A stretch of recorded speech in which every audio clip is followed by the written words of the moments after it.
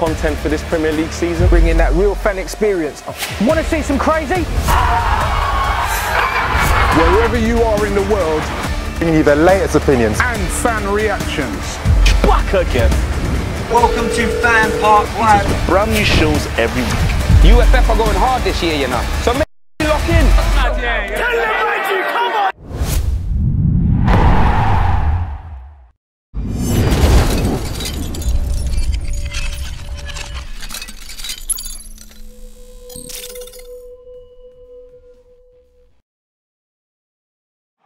Real fan opinions brought to you by Wash and Go. Hello and welcome back to FanPark Live. I'm Terry Flewis from the Football Terrace. Chelsea with maybe the goal of the season from Eden Hazard, knock out a team that some regard as the best team in the Premier League right now. Some have even said the best team in Europe and the world right now. I have said that. But Liverpool crash out of another tournament, another trophy that Jurgen Klopp is not going to be able to put his paws upon. Arsenal are smashing it against Brentford. We're also going to talk a little bit about West Ham. They are 8-0 victors tonight. 8-0! West Ham. Team right down the bottom of the league winning 8-0. And Spurs have just gone 2-1 up. 0203 606 0315. We want to hear from Scousers. We want to hear from Chelsea supporters, Arsenal fans out there. We want to hear about everything going on in the Carabao Cup tonight. Joined by my illustrious guests, regular figures as always, Chris Kane and of course Neeks from Neeks Sports. Evening, gentlemen. How are we? Good evening. Hazard has cheered me up no end. Because just on that goal from Hazard, it's been... How good is that goal? Well, put it like this. Mo Salah won the Puskas Award. Yeah. And for me, that was better. Now, I don't think Mo Salah should have won the Puskas Award. But that goal was better. Of course it was. I mean, Chris, your reaction, you ran out of the room. Yeah. You're gone for like 10 minutes celebrating. Yeah, I wasn't even celebrating. Like, for me, do you know what? With Hazard, I've been... I'm not going to say a critic of him. I just think that a lot of people were a bit too quick to put him on the same level as, you know, the other greats in current football, you know, Messi and Ronaldo. And I've always felt like whilst he probably has as much talent as, you know, some of the best players, I think the only player that is outright more talented than Hazard is Messi. I think in terms of talent, I'll put him up there with Ronaldo and Neymar. In terms of sheer talent. Yeah. But he never performed on their level. But I think after this World Cup campaign and what he done for Belgium, I think he was arguably their best player alongside Kevin De Bruyne, and he's you know touched this Premier League season without much preparation in that, and he's really playing like someone who considers himself. Yeah, he seems like he's got a true elite. Like I feel like it doesn't matter who was on the pitch, be Messi, Ronaldo, whoever, he can play up to that level. So that goal for me, whilst I was shocked, and it's a 10 out of 10 goal. Like, you can't really dispute any. There's nothing about that you can take away from. It's nice to see. I'm a fan of talent, and talent for me, I like to see perform at that level. Yeah, just phenomenal. It really is. And Hazard, you know, started the season off brilliantly. I think that's his 6th goal in 5 games, which is outrageous. Liverpool fans are saying the first goal was offside. Shut up, man. It wasn't offside. They checked it with VAR and it was still onside. So, can't myself that comment here actually says, lol, Chelsea got lucky, simple as. First goal wasn't even a free kick. And the only reason Hazard scored that goal was because we were playing Moreno. No, hang on. In fact, it was Naby Keita. Yep. It was Naby Keita that left him, that got stripped like Debbie Moore from Striptease, got ripped to shreds. And then he goes on to score a goal. Like, you're blaming Moreno because he's an easy target. Yeah, and they've been blaming him since that Sevilla game in the European League. Watch Naby Keita literally just walk. It's Eden Hazard. Why are you walking? Why are you not putting... Trip the geezer up. Do something to stop him. Nothing News at all. just in on the comments. Apparently, Watford have equalised. I'm not 100% sure. Let's just... they have equalised. Yes. 2-2. Wow. At the MK Stadium. Which wow. is 2-2 in that game. Nice. Amazing. Amazing. Just a roundup of the results tonight. Arsenal were victors 3-1 over Brentford. We obviously know Chelsea knocked out the best team in Europe, Liverpool, tonight 2-1. Nottingham Forest beat Stoke 3-2. West Ham with the performance, for me, of the round with an 8-0 victory over Macclesfield. And, of course, Spurs Watford 2-2 as we speak. Javerme, ready with any calls? Let's jump into some calls, see what these fans have got to say. I don't want to hear people chatting shit today. Yeah, like let's actually talk some proper stuff today. Callers, Let's do this, man. Let's talk proper football to them. I don't want to hear no banner. Actually, no, I want to hear banner about. I don't want to hear people just shouting. Gentlemen, what do you reckon? I look good. Man, I need a trim. That's what I need, bro. I need a trim your right now. shadow looks like a sweat patch. Hazard, isn't it? I need a trim, bro. Hello, welcome to FanPark Live. What's your name? Yo, my name is John, man. Shout out to Chris Kane still. My guy John, what go on? I know, big things, man. Let's talk football, bro. This guy talks proper stuff still. Lovely, mate. What's on your mind, John? What do you want to say, brother? Basically, I'm not even gonna lie to you. Yeah, they almost had us, the first half, and like we were slipping. Decision making was just not on point. We're giving foolish balls all over the place. Fabregas was cool initially, but all they showed, the guy tired and just started throwing loose passes. Holding the ball on the edge of the box. What's that about? You're a register man. You're basically the last line of defense. A lot of the time against high pressure teams, you can't be playing like that. A lot of the time, we showed that we were just moving the ball from side to side. We had no incisive quality to exploit gaps that we create by having possession. The fact that we didn't have incisive quality was actually got shown up by Hazard, because as soon as he came, we looked a bit more dangerous. Also, our hold-up play was just garbage, man. But John, you mentioned the first half. I felt Chelsea were the better side in the first half, first and foremost. Yeah, we had more possession. And Morata had 2 good chances. Yeah, but I mean, in terms of hold-up play, you understand, when you're playing this possession game, you got to at least be able to hold up the ball for 4 or 5 seconds, man. He can't even hold it up. A lot of the time, he's trying to dribble and lose his possession. Yeah, I agree with you there, John. I think when you look at Morata, he's just not, for me, he's just not a Chelsea player. I don't think he can cope with English football.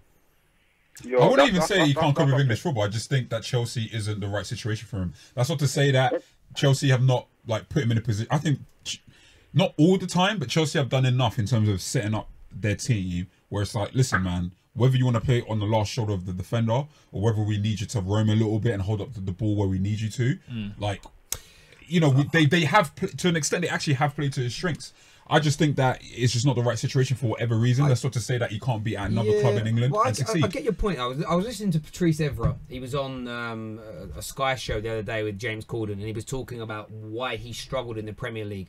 And he said, he had to become stronger. He said, you have to be powerful to play in this league. And when I look at Morata, I don't necessarily have an issue with his footballing ability. Yeah, he's skinny, but he's weak. He looks like a Shoreditch youth, man. He gets bullied. He gets legitimately bullied, and that's my issue. Why I don't think he can cope in the Premier League, because he just gets bullied off the ball too easy. Yeah, look at the difference between him and Diego Costa. Diego Costa could at least get hold the ball strong enough that they would have to foul him to get him off the ball and give us set piece opportunities. Morata just gets picked up easily by defenders. You should not be getting bullied by Matip, with all due respect. Yeah, I get that. A big man striker. Wait, what? Matip isn't. Matip's like 6'5" and he's pretty strong, bro. I don't think that's a. But Morata's 6'2". You get what I'm saying? No, listen. My thing is, I hear you. I think if there's one area of his game that we should be criticizing, I think the number one thing is finishing. Number one, his finishing is the number one thing that you have to criticize him for. Okay. But I get the impression it's more of a mentality thing from Morata. I don't think he has the mentality for what's required of him at Chelsea right now. I think that's somewhere, as opposed to his physique, because there's other strikers that have been successful in the Premier League that don't have his athleticism, that don't have his strength. That is true, man. Also, I just want to give a shout out to, Emerson. Emerson, to be fair, he wasn't he wasn't out of this world, but he was competent a lot of the time. Even apart from the 2 times he let Shaqiri into space, he was very good on the ball, very good at running at players, very good at getting up the pitch, which is what we lack a lot of the time because, Marcos Alonso is not busy. Aspilicueta is becoming very worrying, man, because, offensively, he's not helping out much because he got, the pace of an accountant. And defensively, he's getting, outside. You say pace of an accountant? An accountant, I'm dead. I'm an accountant. I'm pretty quick. Thank you very much. Man, for professionally victimized. John, I've got a question for you. You are a Chelsea fan, right? I'm not imagining that, right? Yeah.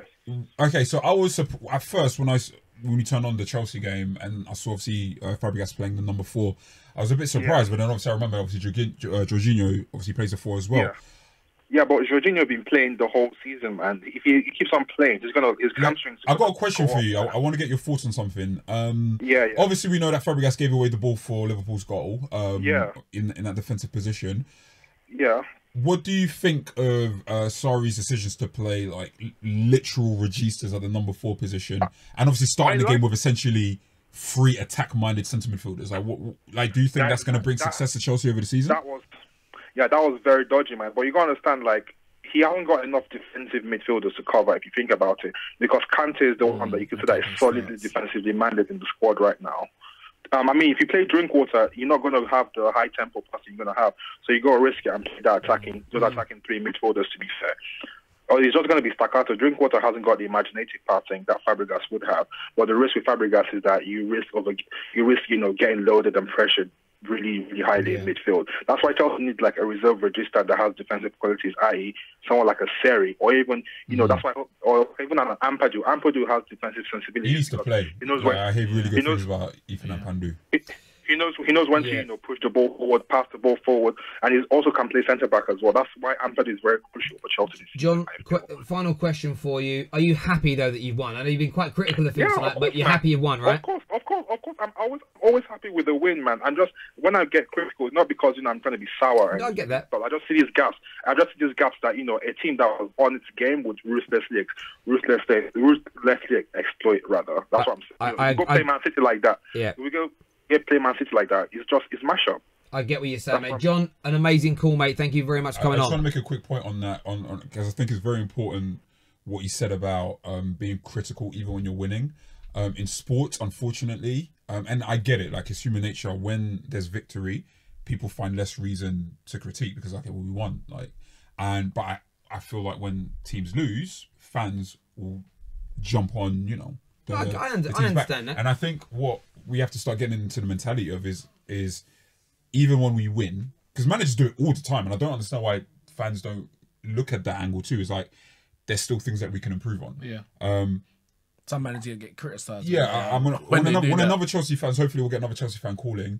What I'd like to ask, and if you're a Chelsea fan that's watching this, try to think about an answer before you call in, is how much influence do you think today's result is going to have on the weekend's game? Yeah. Like tactically speaking, mentally speaking, in terms of even big. I picking think teams. it's going to be big, mate. I spoke about this in my preview for tonight's game, and I was saying how this was a really important game for Liverpool. Because Chelsea are at home. Of course, and that's the point. And I said that it's important for Liverpool to win. One, because I think Jurgen Klopp needs a trophy with everything he's doing there. And it's putting all your eggs in the Champions League or Premier League basket could be dangerous. Yeah. But equally, you go into this game now against Chelsea, having been beaten by them midweek away from home. Chelsea will start with at home. You're now going away. You're going to go up against Chelsea's best team. There's that frailty that you've been beaten by them already. And someone said here, 8 changes made by Liverpool, lots of players that haven't played a game. I look at one of the comments. Goes, Klopp doesn't care about the League Cup. Look at the players he had out. I mean, like Chelsea barely had their first team out either. You've got Fabinho, you spent X amount of money. You on Keita, you spent X amount of money. Let's look at that. In terms of how it can affect them, though, Liverpool go and lose at Stamford Bridge and lose 2 on the bounce. It could damage them. But let's look at the team of Chelsea tonight. So Willie in goal doesn't start. Cahill and Christensen, I don't think they've been starting games this year. Emerson at left back hasn't been starting games. Barkley started the season, but has fallen out of the team now. He's been in and out. Yeah. Fabregas, a bit of in and out. Well, I don't think he's not been in the team. Okay, I didn't. Cahill could start on the weekend because I think Rudiger might be. Yeah, but he hasn't been a starter this year. You've got Kovacic. Yeah, he's played and been great. And then you've got Moses and Morata. They haven't been playing as of late. Anyway. And then you've got Willian, who has. So you've got 2, say maybe 3 players that have been. So again, if you take 2 or 3 away from 11, that also equals 8. But I think on a mentality level, it puts Chelsea in the commanding position come Saturday. Well, yeah, it gives them. It's an advantage. It's not the only advantage. It's an advantage. But yeah, callers definitely have a think about that. I'd like to get your opinion on it, because what I find interesting is because it's the League Cup. That game, if we just switched on, we didn't know what trophy was being played for there. You wouldn't know if that's a Champions League tie. Obviously, the team selection would maybe indicate what kind of trophy the interesting we're in. thing is when people come the tempo was definitely that of not a League Cup game that we imagine it to be. It's not the average League Cup game. And this is the thing, right? It's what I say about to fans act like they don't care. I never believe them. I think that I cared yesterday. When you look at the players and they concede those goals, you look at the faces of those Liverpool players when the goals went, and you look at Klopp's reaction. You can't fake that. Yeah. That's genuine annoyance that you conceded the goals out of the tournament. When Sturridge missed the open goal, Klopp didn't say thanks. I don't want to win. You've saved us a few more games. No, he was angry. They want to win everything. They're competitive. And another angle is, why wouldn't you want your team to be competitive in every game? Exactly. Like the best sportsmen, the best athletes, they are the most competitive. They can be playing FIFA at home with their mates, and they're gonna want to win. You don't think if they're out there on the grass with their boots on that they want to win those games too, especially if it's actually worth something. So even if it's something that the players obviously are all competitive, and as a fan, you should want to win every game. And when you rotate, that should make the players on that pitch even more competitive. Because if I come into that team tonight, I want to play so well that I'm in the starting lineup for a Premier League game. Again, if you've got elite mentality, that's what you're going there and do. Let's get some calls on Javern. Any Arsenal fan got in the comments? Everyone's talking about Lacazette. Obviously, he came off the bench and scored today. Yeah, definitely want to talk about Lacazette. Hello, welcome to FanPark Live. What's your name? Hi, I'm Ramon from Neat Sports. Oh. Ramon, what's going on? Let everyone know who you support, brother. I'm an Arsenal fan. I'm a very happy Arsenal fan. Good. How impressed were you with your boys tonight? Yeah, relatively impressed, especially considering, seeing defeats from yesterday and thinking, we need to just get over the line. Yeah, we've done quite well. What league are Brentford in? I need to check. Sorry, Ramon. Do you think? Let me check that. Asking questions I can answer myself. I'm happy with the result. We played very well today, I thought. With a different side. Good to see Welbeck get on the score sheet, get his confidence up, and the team's playing quite well at the moment. That's another win on the bounce for us. So. When you went 2-0 up, I was mainly watching the Liverpool game, but I was watching the Arsenal one as well. It looked like Brentford were putting Arsenal under a considerable amount of pressure, I would say. Obviously, they got the goal to make it 2-1, and it seemed like they were pressing a lot in the latter stages of the game anyway, before Lacazette put it to bed. Yeah, we controlled the game at 2-0, I thought, going up into 2-0, and then all of a sudden, we let them have a bit of a spell of possession on the ball. They got the free kick, scored a good free kick, and then it was like, sort of nervy towards the end. Well, I guess we wasn't really tested. I say nervy. They had possession, they had the ball, but we had a couple of chances towards the end. Iwobi scored as well, ruled out for offside. So, towards the end, Lacazette that he came on. But the fact that we had to bring on Lacazette, had to bring on Torreira just to sort of see it out, just shows, I think, one, because it's interesting seeing Emery's team towards Wenger's team in the cup before, and being at the Emirates, seeing Wenger's team, literally the whole bench is all kids. Literally the whole bench, all from Nketiah right up to the goalkeeper, all kids on the bench. Whereas this side, the only young player was Nketiah, and the rest of it, Lacazette, Torreira, Ramsey came on as well. So it shows that Emery wants to take this competition quite serious.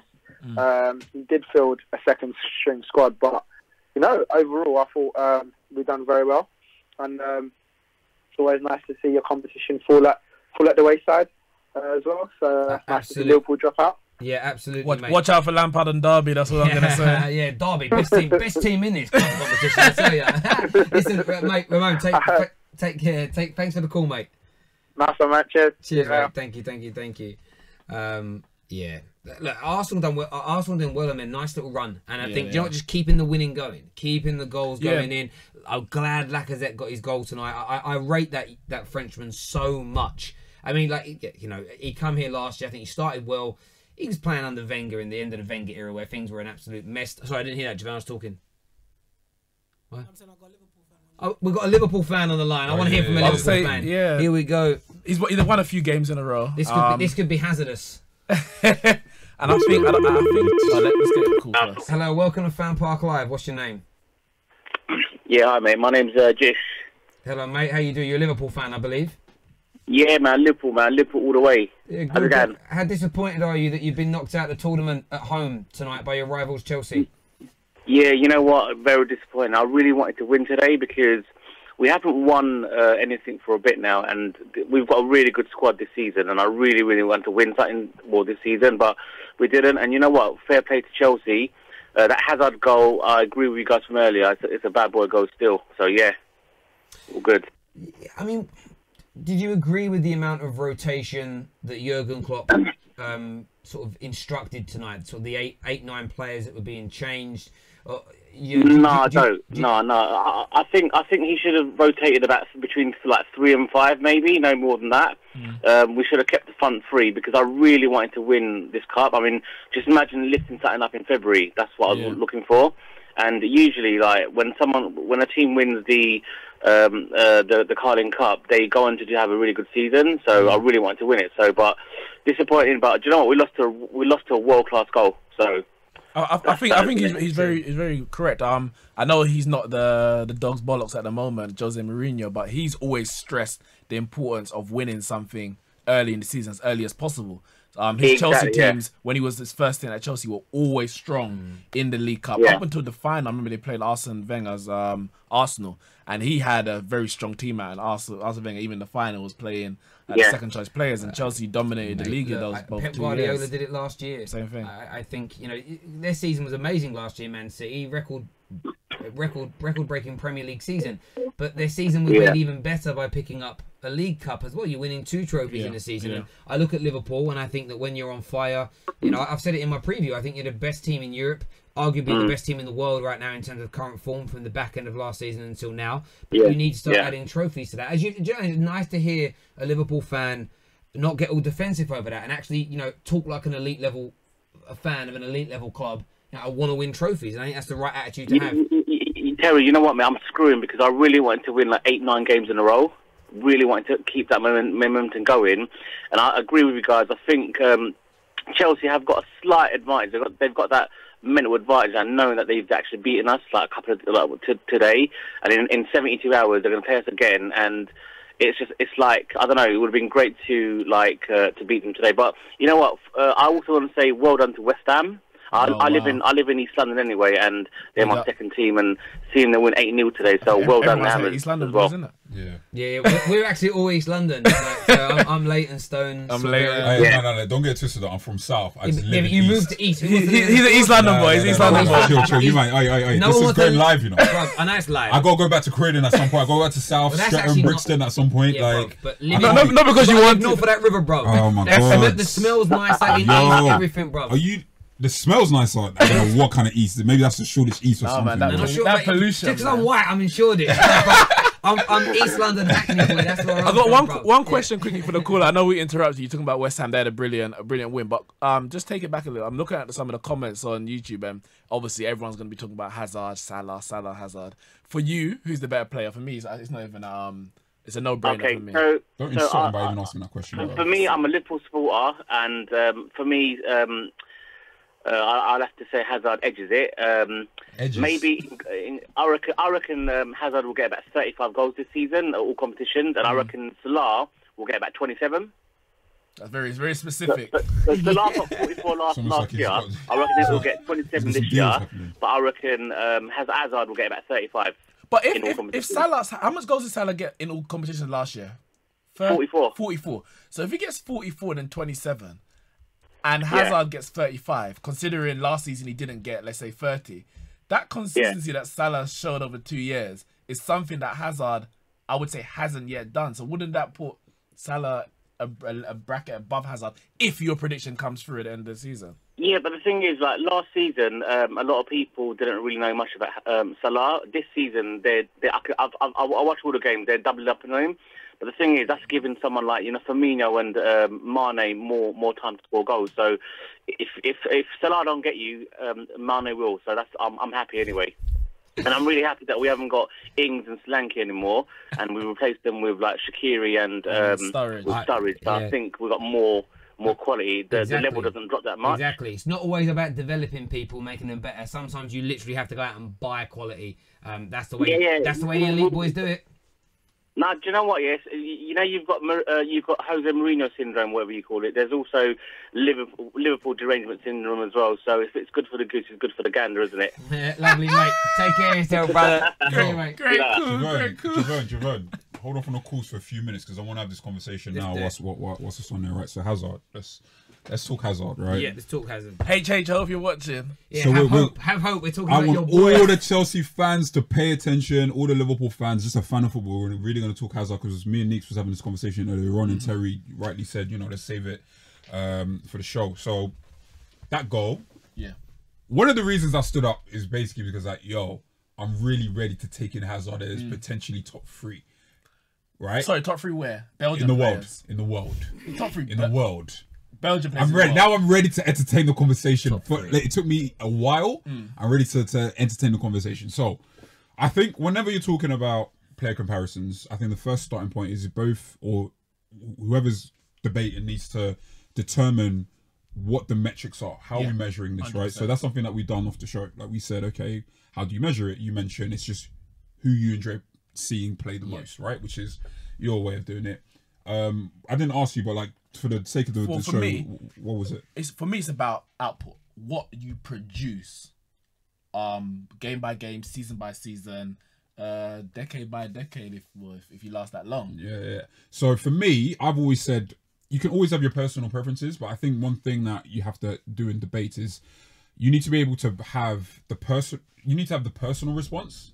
So if you were to ask me who my favorite midfielder of all time is, it may not necessarily be the best midfielder of all time, 100%. Right? Which may align more with obviously the way you measure play ability. But I think if we're going to have this kind of conversation, and obviously we're just going to go into Hazard in a sec, if we're going to have this kind of conversation about players amongst many fans, or like a general debate, there has to be certain things that are undisputable, or not undisputable, but things that go over. So consistency and ability. Yeah. So for me, those are the main, and I put consistency above ability. Now, the only reason I would say that output is flawed is that output has a lot to do with the environment around you. Because for me, Salah isn't someone like Salah. So going back to Hazard and Salah, for example, I don't think Salah is having that kind of season in every team. And when I mean every team, I don't mean like playing for like a bad team, because that's not going to be the case until he's like way beyond his peak. But I'm talking like, let's say for example, he was at, I don't know, Bayern Munich for whatever reason, right? I think maybe the way Bayern Munich play, just as an example, may not give him the environment where you're going to be on the end. You're not going to have a Firmino that's going to vacate space for you to get those goals. I know you use an example, but I would say that Salah wouldn't even have that season again under Liverpool, because I think he definitely overachieved last season. However, the 2 seasons that he had prior at Roma, and then you could say the ability that he showed at Fiorentina, proves the player that he is. Yeah, so I think that actually says more about him as a player than last year. Yeah, 100%. Right? So I'm not expecting another 34 league goals from Salah. So going back to Hazard, right? My thing has always been Hazard has enough talent to be put in the top 3 in world football. I always said for me, he's maybe marginally below Neymar. I think at the time you could say Ronaldo ability-wise was like ahead of Hazard. I think now you can say Hazard, just in terms of ability, is as good as Ronaldo, in my opinion. I think there's an argument to say that Ronaldo may not even be behind. He may not even be top 2. We'll put it in terms of ability. Personally, and people may disagree, I'm putting Neymar at the top. 100. No, yeah. I know what you mean. I know what you mean. I know what you mean. I do know what you mean. I'm putting Messi second. I think that's a wild shit. Of course it is, but actually, I had to deep for a second. I had to put, and I understand putting Hazard above Ronaldo. However, the reason why output and consistency for me comes first, because I could never say that Hazard's a better player than Ronaldo, because Ronaldo over 10 years, over 3 years, over 2 years, over a year has proved that what he delivers on the pitch is what you pay your players for, far outweighs Hazard. Neymar, since he joined Barcelona, and if you don't want to include his Santos career, it's fine. But the period he was at Santos, he was still playing international football, which is the highest level, whatever we want to say, is the most regarded level. Continental and international football. When you win a World Cup, look at Modric. He didn't win a World Cup, but Ballon d'Or, and he wins. So you've got the Golden Ball, and he wins the Ballon d'Or. But Neymar's international record at the time when he was at Santos, for me, already put him among the elite players in the world. Sorry to interrupt you, I'm not gonna lie to you. They're roasting you in the That's fine. That's fine. 100% Chelsea. Of course they are. Right now, you're doing a madness. Neymar, for me, since he joined Barca, 100% has been more consistent than Hazard. So I always put him above him, because in terms of their natural ability, there's not much when it comes to ability. Finally, for me, the best midfielder in the Premier League is Kevin De Bruyne. Now, Hazard will dribble past a guy more than De Bruyne will. He will score more goals than De Bruyne will, one being that he plays further forward. But De Bruyne one is more versatile. He can play in the central midfield, which Pep Guardiola taught us. He can play wide, which he did for Wolfsburg, and he's done for Belgium on a number of levels. And he can play behind the striker, which is also done for Belgium as well. I think when he was at Chelsea at first, he played there as well. And since Pep Guardiola has been here, for me, in terms of season by season, even if not game by game, but season by season, he has produced on a more consistent level than Hazard has. He may not have won the Player of the Year in the years, but Hazard's done that, and the season after he's dropped, and then he's come back again, and the season after dropped. And for me, until he can put together a season after season, I can't put him in my top 5. It's an interesting one. So the ability thing, I understand it, but the reason I don't use ability when I judge players overly is because from youth level right up to, and you've coached as well, so from youth level right up to established stars, ability only takes you so far. For me, I look at people that work hard. I look at people that have the right mentality on the football pitch. Things that aren't always equatable with sort of statistics, if that makes sense. It's something you can see it within them and the way that people talk about them, as an example. I put that kind of stuff in there. But I agree with the output side of things. And I don't just mean stats in terms of assists and goals. It's about dragging your team up, you being the guy that gets them over that white line. When Eden Hazard is playing like he is now, I also would put him in my top 3 in the world. No doubt about it.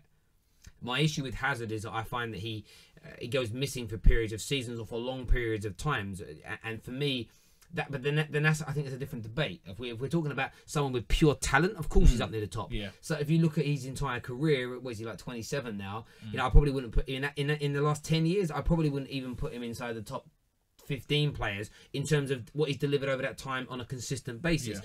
What he is, though, is one of the most exciting players in the world. If not right now, maybe the most exciting player. Yeah, I think that's definitely an argument. And I think Mbappe is up there as well. And I think that always, and that's why these debates to me become they're not redundant. They're worth having, but I don't overly get involved with debating people individually because I just think it becomes down to preference or your matrix. A bit like when who's world class. I mean, everyone has their own matrix, and there isn't a matrix that's been created. You have to go by. You know, and I think that's the issue. Some people go by stats only. Some people go with the naked eye. Some people actually use their brain and use both, which is a good way of doing it. Again, if you look at 2 players and they're both aesthetically pleasing, but one outputs double the other, but then you've got to look at the factors like you say, the team they're playing in, the coach that they've got. There are lots of factors. I think Hazard, the reason why I think the reason why I'm more willing to entertain the idea of him being in the top 3 and him being just considered genuine world class players, because I've always felt like the difference. You could be a talented player, but for me, that talent has to match the platform in which you perform in. So even if you're the best player in the league, the Premier League isn't the epitome of top tier football. For me, that is Champions League football and international football. As much criticism as the World Cup has, you know, it's too many average teams, mediocre teams. I think the last World Cup has shown you, like, no, like to win it, you have to be very, very, very, very good. And 100%. I think that's the first time I've seen Hazard dominate at the level in which he's placed on. And then the way he started the season, he's deciding games as well. It's interesting when you say that, because again, like Lukaku's getting a lot of stick at the moment, but I thought he had a really good World Cup. He did. So it's one of the, but then you talk about environments again, and again, this is another one of the reasons why I want a certain man removed as being manager of Man United. It's not a hatred of him. It's I want to see how I just want to see how some of these players react to a different style, a different approach. And maybe I just want to see it. We're going to take some more calls now. Listen, Arsenal fans, we've got a super chat. Chat. As we go on to Arsenal. Let's do this. Ventus, maybe for Juventus, I have no idea. Ventus paid £2 for this and says, "Could Czech have saved that goal? Please discuss." I did say that to you. I didn't mention Czech, but the free kick from Brentford, for me, it wasn't in the corner. It was a right foot. It was curling towards the keeper, and Leno barely moved. Yeah, it was. I think a better keeper would have saved it. Yeah, and I think that's particularly telling after the game that Czech had on Sunday. I think he was the man of the match. He was definitely my man of the match. Yeah. Without his contribution against Everton, we would have easily lost that game. It's a strange one because obviously he's come in, he's been signed for significant amount of money. I had a caller call in and say, well, that's what teams have. Like, they have 2 keepers capable of starting. I think Barcelona really started that in the sense of they had Ter Stegen and Bravo. And Bravo was fantastic for him. As much as you got critiqued in England, like he was fantastic for Barcelona. But Ter Stegen was obviously at that point is a very good goalkeeper on his way to becoming a world-class goalkeeper. If you look at even PSG at the moment, they've got Areola, who's been starting games recently. But we've also just signed Buffon. Well, Man United have done Paya and Romero, who's a number one for Argentina. So... whilst it is a trend to see goalkeepers closer in parity and ability, I did feel like the way they spoke about Leno is he came in to start. He was here to Yeah, replace.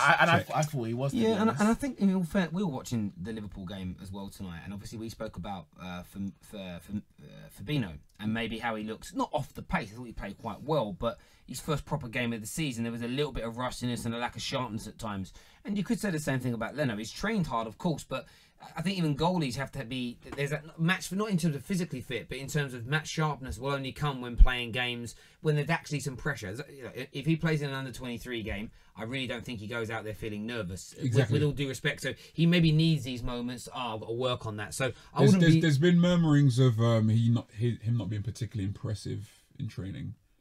So I think that's a potential factor. I think ultimately you've got he's not young. He's 26, so you're not talking about a young goalkeeper. He's established. Yeah, you know, you're starting in the Bundesliga, and I'd like to see him. I think we've gone past the stage where we say, you know, people say, oh, keepers, you know, they mature much later. I think right now the best keepers in the world they're at an age where you will consider the other best players in the world to be the De Gea's, the Courtois. Yeah. I mean, I haven't watched Kepa much, but he went for 71 million, so there must be something about him. They're all young or in their prime keepers. They're not 30, 33. Buffon. Even Czech at his best was he was young, mid-20s. He was mid-20s. So I think with Leno, it's still early because we don't know what the situation is completely. So I'm not in a position to write him off. I do think that we still need to find a keeper to replace Czech. Like we can't have Czech there for more than another year or two, in my opinion. Like, especially with the way that you're trying to develop. Exactly. Like, to be fair, we should be trying to replace him. It's not fair on him. You know, it's you can't have people there to do a job where they don't have the no disrespect to Czech. He's a Premier League goalkeeping legend, but the role of goalkeeper has changed. And with that change, you have to bring in the personnel with the tools to do it. You really do. Yeah. We've got any calls lined up, Javern? Let's get them on the air for the last 15 minutes of the show, or 5 minutes of the show. Maybe. Hello, welcome to FanPark Live. What's your name? Yeah, my name's Tony. Hello, Tony. Who do you support, mate? Arsenal. Yes, Tony. Good. Tell us what's on your mind about tonight's results. Right. Well, I thought it was a pretty solid game. Obviously, like, Robert scored 2. Good for him. You know, this is good level for him. Who else was there? Wobie showed again some promising moves. But for me, I'm overjoyed by Lacazette. You know, like, I really think he's improved. And what I've noticed about him, what's really standing out about him, is his physicality. Now, I don't know if you saw the goal. Today, he literally bounced off. The guy bounced off him. Sorry, say again? The guy bounced off him. The guy bounced off him. That's what I'm trying to say. It's almost like dropperish. The guy bounced off him. The similar thing happened to who was the defender for the Ozil for Aubameyang's goal. Well, he was the defender that he knocked over. Well, against Everton? Kurt Zuma. He's not a slouch. And then if you remember the game against West Ham, he absolutely pinned down and bullied Carlos Sanchez, who was as well as about 6 foot. So I'm seeing a physicality. I'm seeing an aggression from Lacazette that he never had last year. Yeah, I mean, he didn't have that last year. I think first, second, third touch was beautiful. Yeah, I think with last year, he came in, obviously it's his first season, you know, some players come in and they hit the ground running immediately. Some take a bit of time to adapt. I think the conditions at Arsenal weren't great for any new player. There's no player that looked impressive last season for Arsenal, in my opinion. No player that you can say played, you know, at a top level. And on top of that, I'm pretty sure he was carrying an injury for a significant part of that season. They had to recover from him and get injured. So we never saw a true reflection of Lacazette. And it's not like he's starting games for Arsenal. Like, he's still in and out of the side. He's getting more minutes, don't get me wrong, but he's still in and out the side. But he's performing significantly better. And I think that's a positive that we can take from the season so far. We can only hope that continues. And I hope they really figure out what they're doing with our strikers up front. Like, are we going to play them together? Because if you can get the most out of both at the same time, then Arsenal can feel a bit more optimistic about, you know, achieving a top 4 finish. That's what I'll ask you as well, the caller. Is it Tony? Tony, yes. We've discussed already Aubameyang, Lacazette. Iwobi's had a good start to the season. Ozil, Mkhitaryan. There's options for Arsenal in what you would say is a front four in terms of 3 behind the 1 striker, which Emery likes to play. Where do you see, I would say, Lacazette and Aubameyang fitting in? And I'll put Iwobi and Ozil into that as well. Where do you see them fitting in? Does he have to change and go 2 up front? It's not his style, but is that going to be better for Arsenal? So I think I would love it, but I think we have to be realistic. He ain't gonna do it. He ain't gonna do it. Like, I don't remember the last time Emery's ever played 2 up front. So what I would suggest, honestly, I think obviously Lacazette and Aubameyang has to start. I mean, one thing you guys were mentioning before that I totally agreed about was when you were discussing Morata and the fact that he lacks power.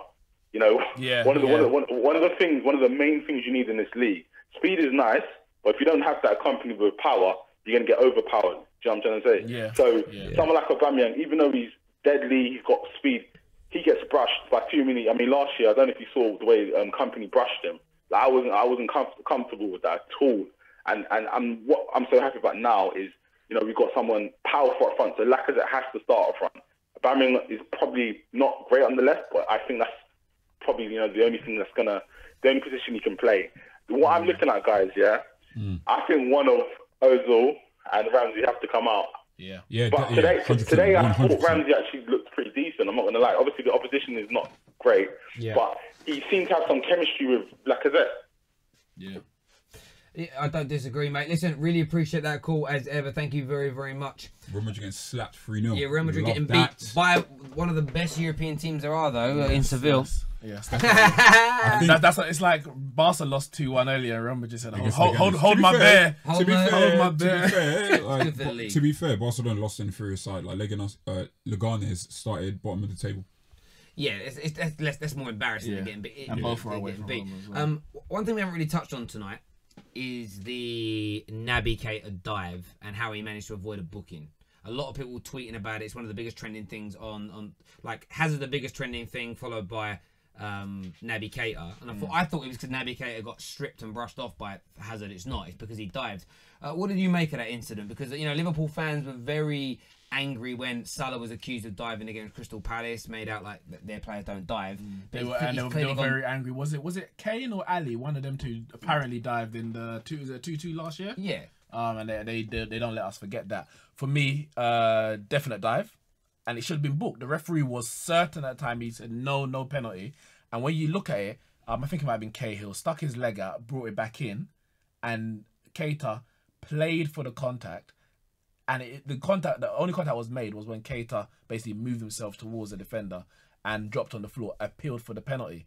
It wasn't the same as I think it was it Sturridge later? It could have been, I can't remember, who went through down the right hand side and slipped.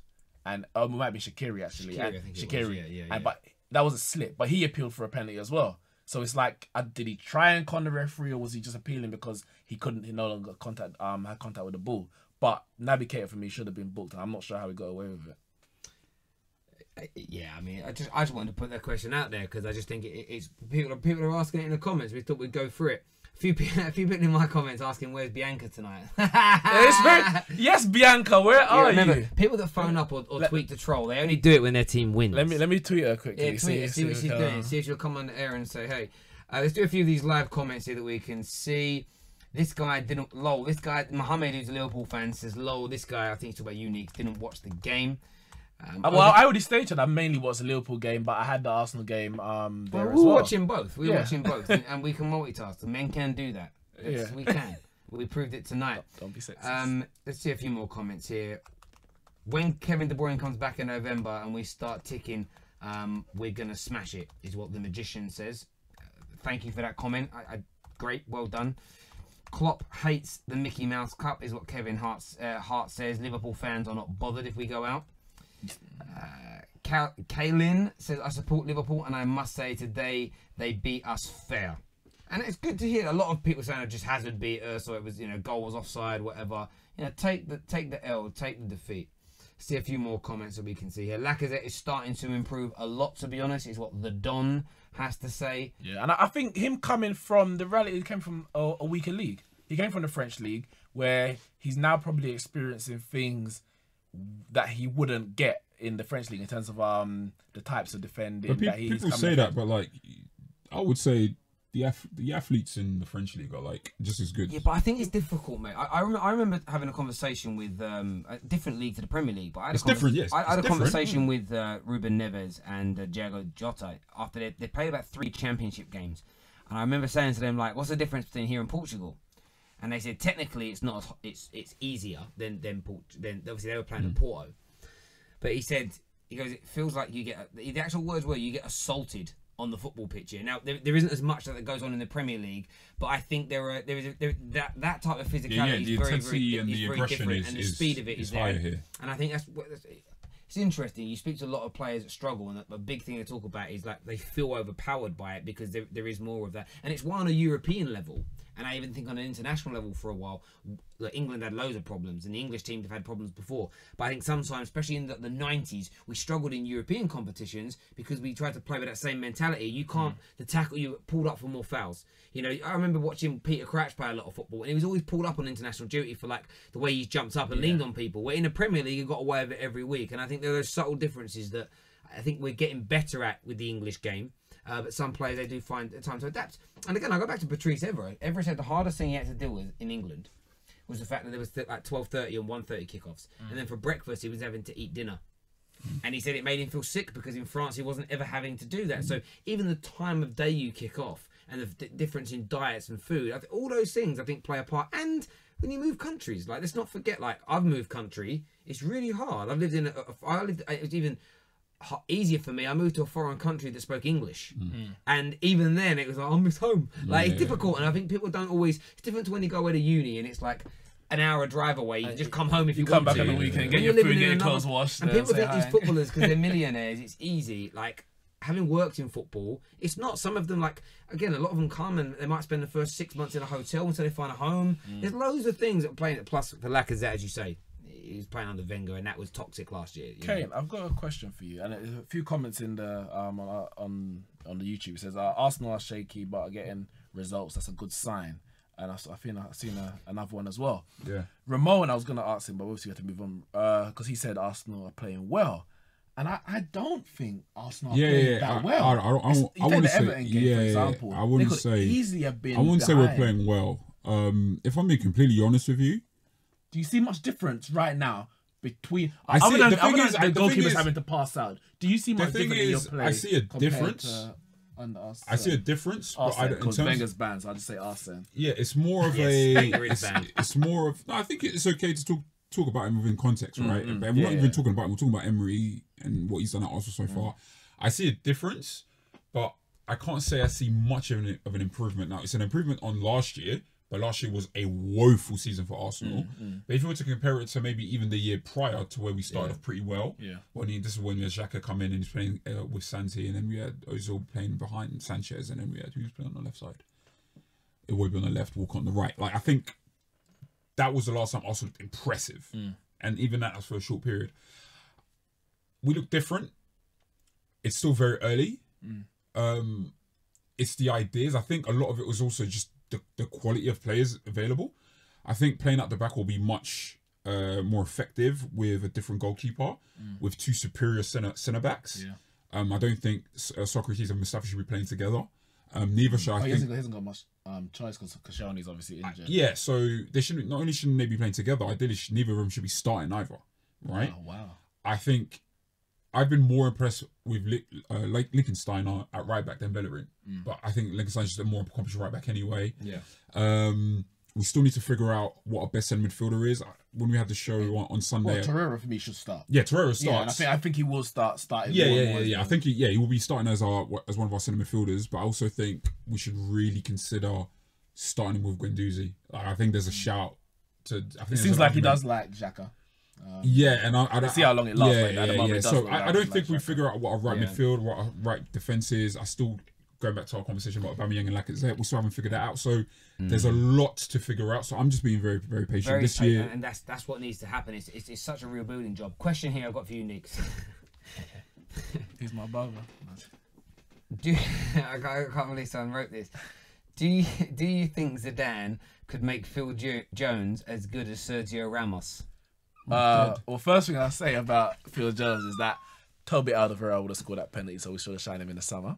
Yeah. But no, that's the bottom line. Yeah. Phil Jones is no more than a backup defender at Manchester United. For me, if our two second choice defenders were Smalling and Jones, that doesn't mean Bailly and Lindelof should be first choice. But if they were our second choice, that would be cool. But neither of them, should I say, are Premier League winning defenders. No, they're not. Well, I mean, Wes Morgan is so. I mean, yeah. Do you know what I mean? And I hear you. But yeah, that's exceptional circumstances. But I think, yeah, like, it's funny that you guys. And I don't know who asked that but question the thing because is- they were clearly trolling. Yeah. Ramos would have scored that penalty as well. He's a very good. He's Real Madrid's penalty taker. Yeah. But Him and it's Benzema. interesting that that guy brings up Phil Jones because it goes back to what I think about Mustafi and Socrates. I think they could be in a Premier League winning squad, Yeah. but if you literally thought If you're relying on I'm them, trying to you win a really got title, so I'm problems. going to sign Phil Jones or Shokran Mustafi. At one point, Phil Jones was talked about at the next John Terry when John Terry, they talked about him being Duncan Edwards when he first broke through. Well, Bruv. but this is the thing with potential, isn't it? You said about ability. He had the ability and the potential to go in and do that, but it's where you run with it and then the progression that comes over. That's why you and he did have a you lot of always get injuries these when he kids first that came, break onto the scene at 17, 18. And it's not until you sometimes get the news articles I do read, it's where it's like, where are they now? Yeah. And you read, they sometimes put an article about the player from 10 years ago and then where they're at now, and you think, wow, it really didn't work out for you. And some of them like, legit got opportunities. It just Hold doesn't. on. Sorry to break. Guys are getting onto me for shouting on with Socrates. Listen, Arsenal fans, hey, I got smoke. Listen, for you, yeah, man. they said he's a beast. He's Yo, a beast. I got smoke for you, man. So these are the guys, yeah. Wait, hold on. Every time I've seen Socrates play, and this is, I'm not even trying to focus on Socrates right now, yeah.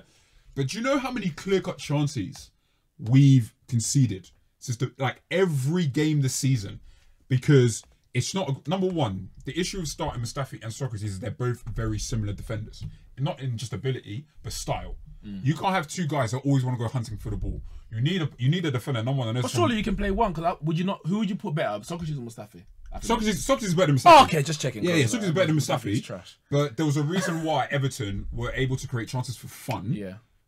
In the first half, and then when Socrates came off, it wasn't because Holding is a better defender than Socrates. It's because it's a better balance in defence. Because you've got Mustafi who's a bit more aggressive in the challenge and in terms of positioning, and you've got Holding, whether it's because he's not as athletic as Mustafi, who's a bit more conservative and he's more covering style. Same way, if Mustafi was the one to have come off injured, Arsenal still had looked equally as good and not conceded clear-cut chances because you got a better balance. So number one, it's the combination of centre backs, but even still, if we are going to challenge for a Premier League title anytime soon, we have to sign defenders and midfielders and attackers of world-class ability. We have that in midfield. We have that in attack. We do not have it in defence. Right? So that's it's not so much a critique on Socrates as an individual because he's been good. He's been good at Dortmund. Yeah. But it's if we want to make that jump where look at what Van Dijk has done for Liverpool. Mate, I could not agree with you. I think you're absolutely right. We're going to take a final call of the night. When Javerne puts it through. Hey, hello, welcome to FanPark Live. What's your name? Hi, Terry. It's Wasim. Hello, Wasim. How are you, mate? I'm very well, thank you. How are you doing? You okay? I'm very well. Did you remind everybody who you support? I support Manchester United. I spoke to you the other day. We were talking about Manchester United being a bit of a business and not a football team. I remember that conversation. Yeah, I do. Yeah, fab stuff. Anyway, I don't want to. Obviously, I've called in to talk about Manchester United. Okay. Just want to say Hazard's goal. What an unbelievable goal that was. Respect to him. Brilliant goal. Classy finish. That's the world-class player. Anyway. Yesterday, I missed your FanPark live show, so I watched it afterwards. And there was a caller on there that called to discuss something about Jose Mourinho being cancer. I'm sure you remember the conversation. Yep, I do, yep. Yeah. Anyway, after today's training ground footage that I've seen and everything, so I'm going to be straight up with you. Do I back Jose? Yes, I do. Do I support Jose? Yes, I do. Do I think Jose has the right mentality to win the Premier League? Yes, I do.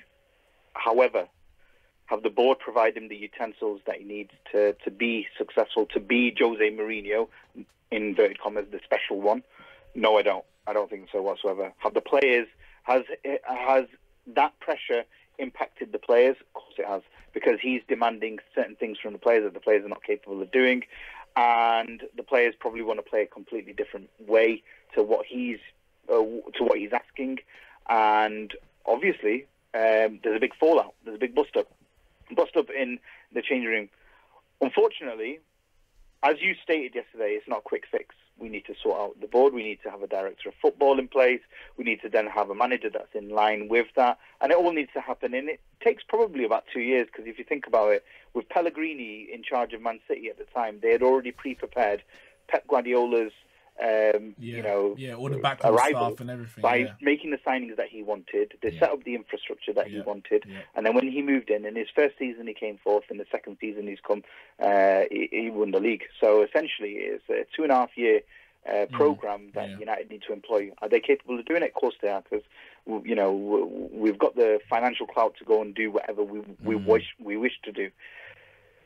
However, in this particular circumstance, I have to say now, Jose Mourinho has become it's become toxic. He's not become toxic. The relationship itself has become toxic. And for the greater good of Manchester United and for him, he needs to be extracted from the situation, because he's the binary component between players and the board. He's the one in the middle. He's been sandwiched between two he's between a rock and a hard place, basically. And he needs to be taken out, because I think only then will you start to see the players. Because the players, yesterday the question was on tactics. The tactics are not wrong.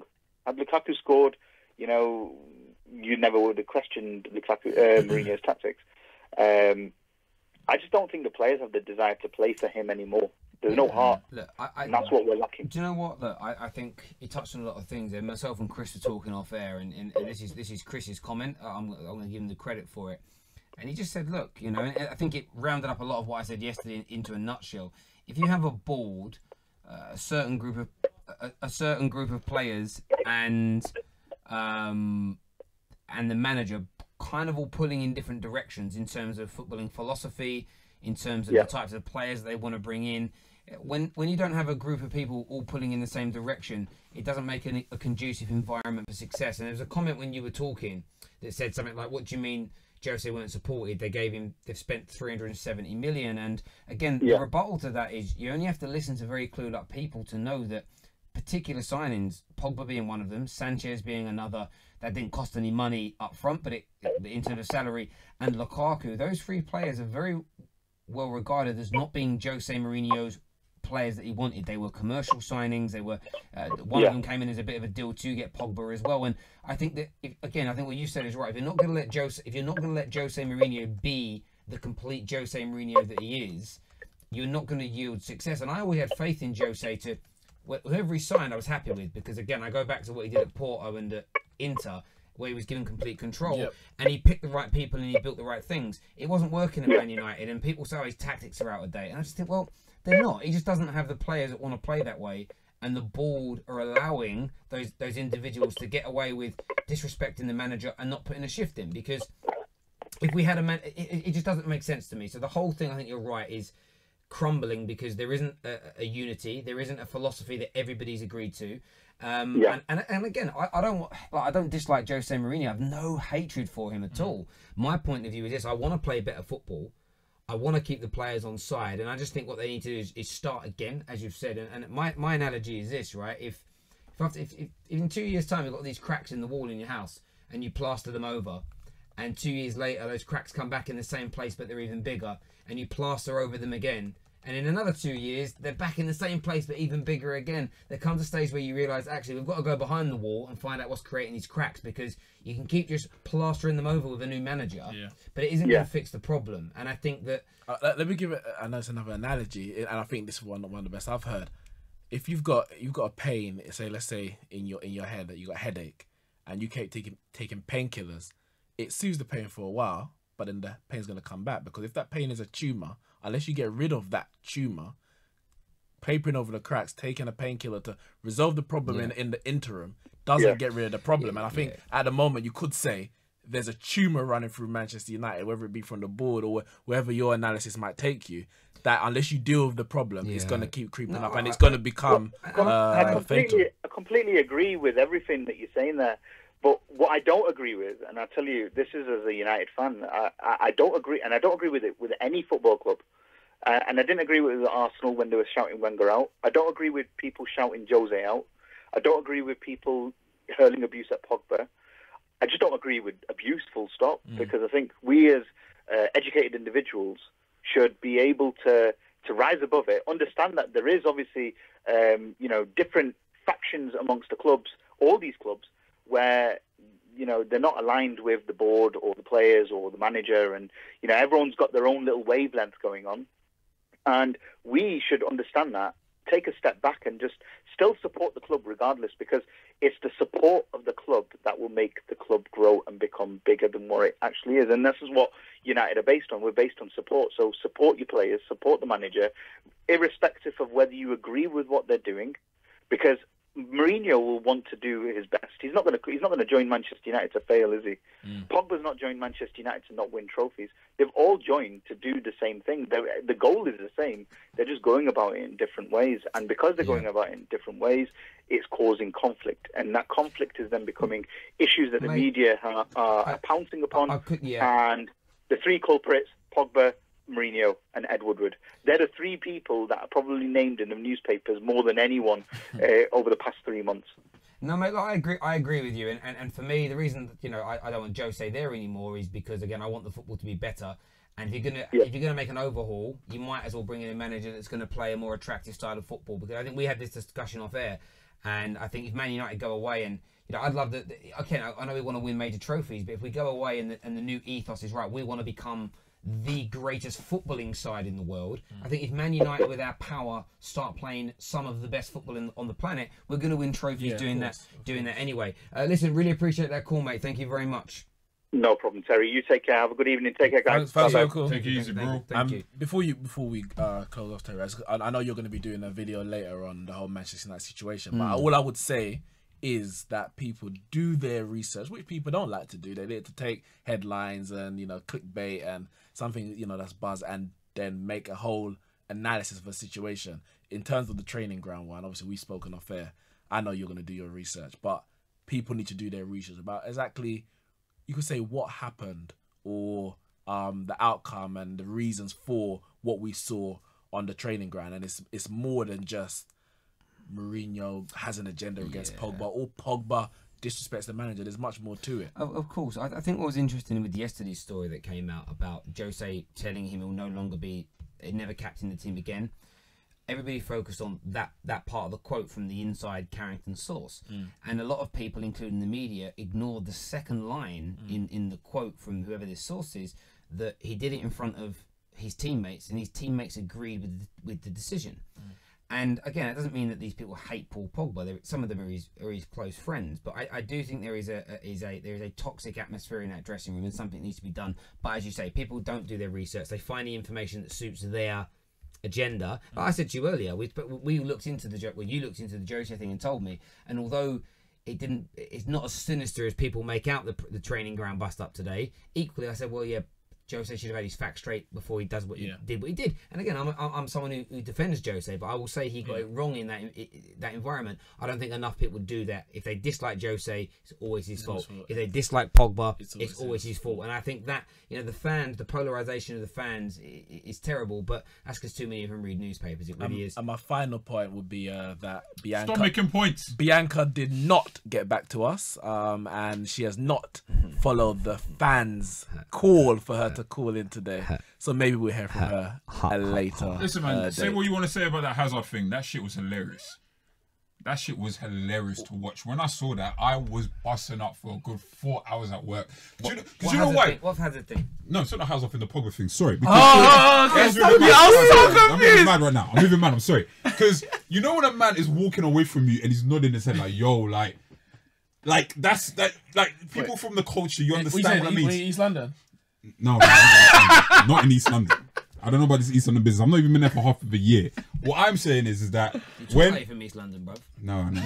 Proper Cockney. Yo, you lot. Oh, fuck up this whole studio. Can right you hear now. the Bow Bells from where you live, bruv? I'm doing a lot right now. Hey, yo, do you want to cut this shit? Cut their mics. Cut their mics. Keep my mic on. Cut their mics on the East London. This is my show, boy. No, I ain't messing. Javon, you let him talk to you like that, boy? What's he gonna do? Do I cut the stream just mid-center? Just cut in that show. Tell him. Don't. You tell us. Don't end the show. We're talking. We're talking about Hazard. Pogba. We don't know what we're talking about. We've been talking enough about Pogba. Hey. No, you said you laugh. I couldn't laugh because I've been. That shit was I've been in a hilarious. deep dark depression. That shit was funny. So Since Phil Jones missed I the laughed at penalty. it because the way Pogba looked at him. He looked at him like he was about to. Like, are you? No, but it was like because from now that we've done our research and before people are going to do it, Pogba looked at him and say, "What the hell are you why?" talking about? Like he couldn't understand why he did it, and then. What's happened is basically someone has told someone who is in a position of power of Man United has told Jose Mourinho the wrong information. Yes, has basically said that Paul Pogba broke a rule about social media. So Jose's told him to leave training because he's broken rules. And then someone else has been called over to say, actually, we gave you the wrong information, Mr. Mourinho, and he didn't do it. Because the way Pogba's talking to man is like. If it was in the end, you're looking like he's gonna look him like he's gonna do him something. But he knows that he can't, obviously. But he's like, what? That made me feel so good to see that. I was just like, yes. I just thought Pogba free LeBeau, free Paul. I just thought Pogba looked more. Nah. See, that's than anything. That's why you need to come to South London so you'll be able to read the signs properly. No. If a man talks, listen. You know what I'm saying? Let's say me and you have a conversation. You say something to me I don't like, and I'm like, you know what? I'm not even trying to get into madness, innit? But I'm talking shit and I'm nodding my head like I'm doing this. That means that the moment I could do a madness, I'm going to do a madness. The way Pogba talked to Jose, I find it funny. You don't want to do a madness with me. I find it funny, that the lip reading was only on Mourinho and no one actually broke down what Paul Pogba says. I find that very interesting because I want to know what. I know there was definitely a bit of like. Yeah, like what are you talking about? But he definitely said something to him like, I didn't think Jose keep talking shit. Because he's an old man and smaller. Jose didn't look scared. No. It's not. But Jose was very. It's not about scared. No. It's not about like I'm gonna do something. It was more like, yo, keep talking. Like this is like it's gonna be player coach. I'll be very different. Keep talking. I'll be gone in January anyway. Yo, yeah. That's how he was talking, bro. That's how he was talking. Keep joking. I'll take you Croydon. That's what he was thinking. There we go. Nothing wrong with Croydon. Pogba can come corners still. Yeah, he prefers London. Mr. Star DJ. These are definitely road man. Boy, maybe talk about Terry. If you come to Leighton and do I look like a road man in my boy £300? It's only £300 suit. It's not even expensive. Is it £3,000 suit? Wow, 300. It's a cheap suit. Javon, I thought you were gonna boss up, bro. Yeah. Javon ain't gonna do nothing. Bro, I'm gonna Conor McGregor. He'll do nothing. He'll do nothing. Do nothing. This guy, bro. He'll just shit on a bus. Nothing, bro. You know what he said? Yeah, the way Conor McGregor handled Khabib, I thought it was Diaz. No, it's Khabib. When he said you do nothing. Yeah, no. But he literally. Don't put bass on your voice now, bro. Don't put bass on your voice. That's the deepest I've ever heard your voice. Javon's voice was so deep, I thought his wife had turned up. That's what I thought happened. Javon, you gotta cut him. Yo, he's got Tim's on, you know. Hey, watch out, bro. A man got Tim's on and he's not in New York. He bought him Tim's in Mothercare. All I'm gonna say is, if you do not see Terry on the next show, it means Javon's finished. Javon's giving me that Pogba look. I'm getting a Pogba look. I'm dead. Take care, good night. God bless everyone. See you later. Bye-bye. I'm dead. That was jokes. Fuck. Real fan opinions brought to you by Wash and Go.